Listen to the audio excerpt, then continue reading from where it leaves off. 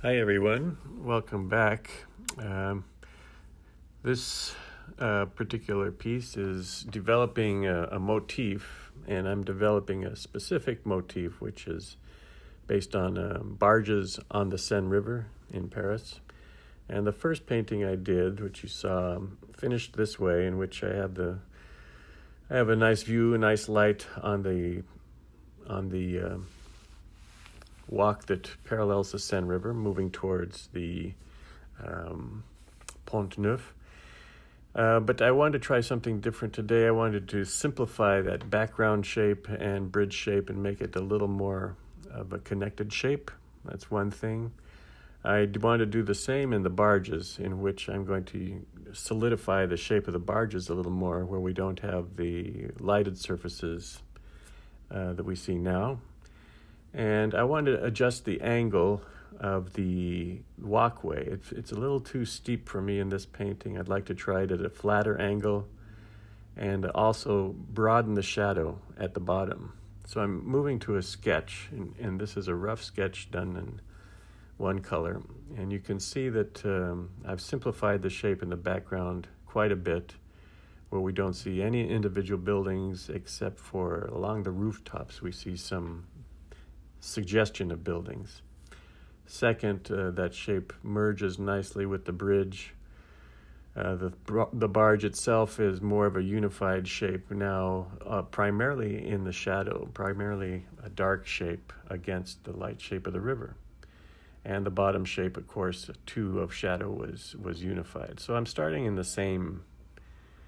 the same approach, which is to establish with a very light wash the shapes and the connections between the shapes. Yes, I'm painting a bridge and a boardwalk and the backdrop of a city, but in my mind's eye, I'm thinking of them as shapes.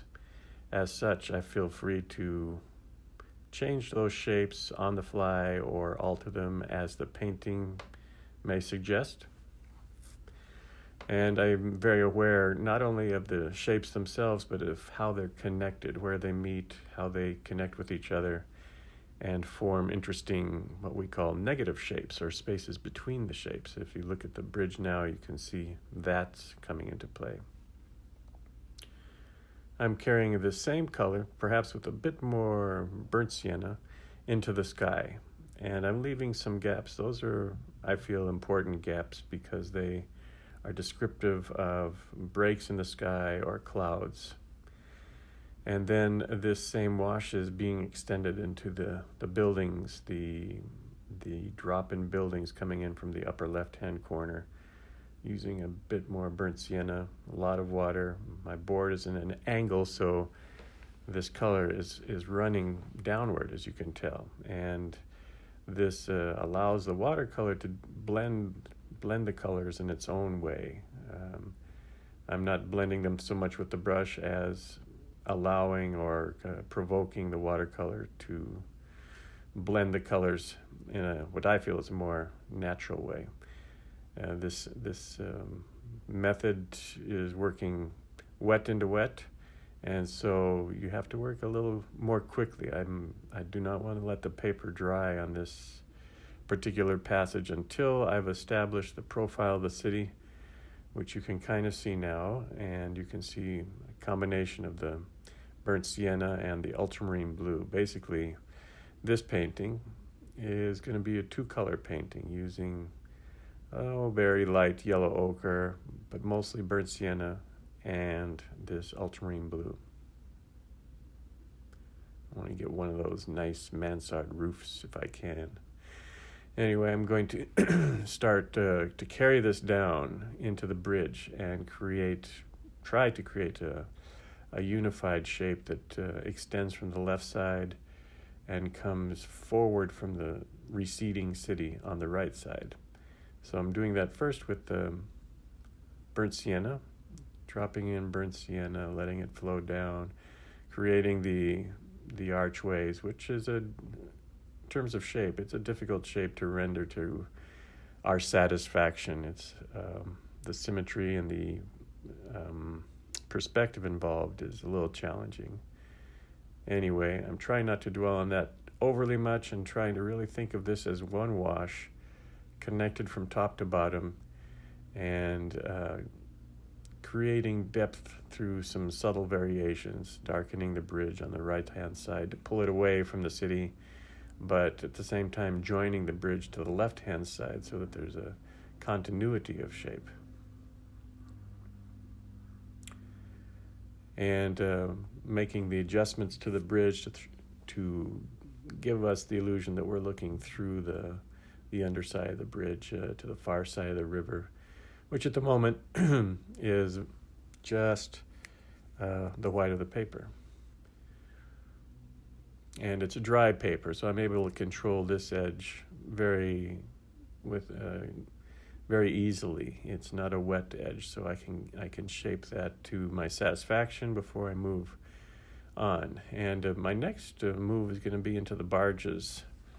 You might have thought that I was going to address the river, but that underside of the bridge is still wet, so I want to avoid touching it too much. I think the most natural step to go with now is work on dry paper with some fine brushwork to try and create a silhouette of the barge. The barge is not going to have as many illuminated parts as in the previous painting. We're still using it to define that gradual slope upwards towards the bridge where our Parisians are walking back and forth, but the difference between the way this barge is being envisioned and created is that I would like to keep it as primarily a silhouette, a dark shape against a light body of water, which is different than we did in the first work. And this is also a way of simplifying the shape of the barge. If you paint it as a silhouette, you don't have to worry about as much the internal pieces, the internal planes and edges as much as you do if it's illuminated. So I can create it as a shape and use it to define the edge of that walkway. And now what you see is I'm adding the dappled shadows across the walkway, quite strong, using ultramarine blue and a bit of neutral tint. And I'm joining it to the shape of the barge and creating a little blank area where I'm going to put some people walking through. But in this passage, I'm using stronger values, much stronger values. The paint consistency is quite thick, and I'm joining them. I'm trying to connect them wherever I can. Sometimes I'm inventing a connection that might not make sense, but when it's seen as a unit, it seems to hold the painting together. So this shadow connects to the barge that's in the foreground, connects to the bigger shadow in the foreground, and will eventually connect to the right-hand side and some dropping leaves that are going to come down. Now I'm tinting the water. I'm adding a little bit of color, yellow ochre, followed by a little bit of cobalt turquoise, which is a interesting green. It's very bright, but I'm really working hard to keep that passage light. I want it to allow us to see the barge clearly, so I have to keep it light. If I went as dark as the bridge is, it would be very difficult to see the shape of the barge. So I'm intentionally keeping that passage light. It also allows the light that's really emanating now from the upper right to come flooding under the bridge and towards us. I've added figures in the same manner, almost using a straight black this time. It won't be the finished color. I will drop some reds and blues and highlights into these figures towards the end, but this is basically how their positions that they will be in.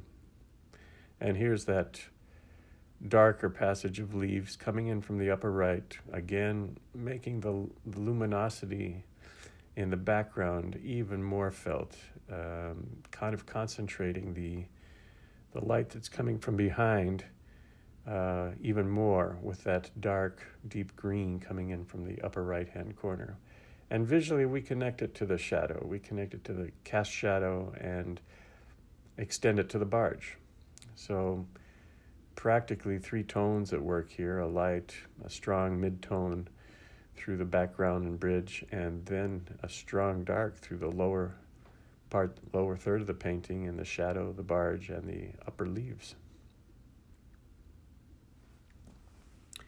Now I'm adding some detail, not nearly the amount of detail that I added in the first painting, because I'm trying to simplify this shape as much as possible. I'm not going to distinguish the buildings in the background other than to show the rooftops, and we kind of feel a division by looking at the rooftops. Putting in some dark masts extending up to the top of the page, some lighting on the bridge that helps to push back those buildings in the background, and the painting is starting to feel rather finished.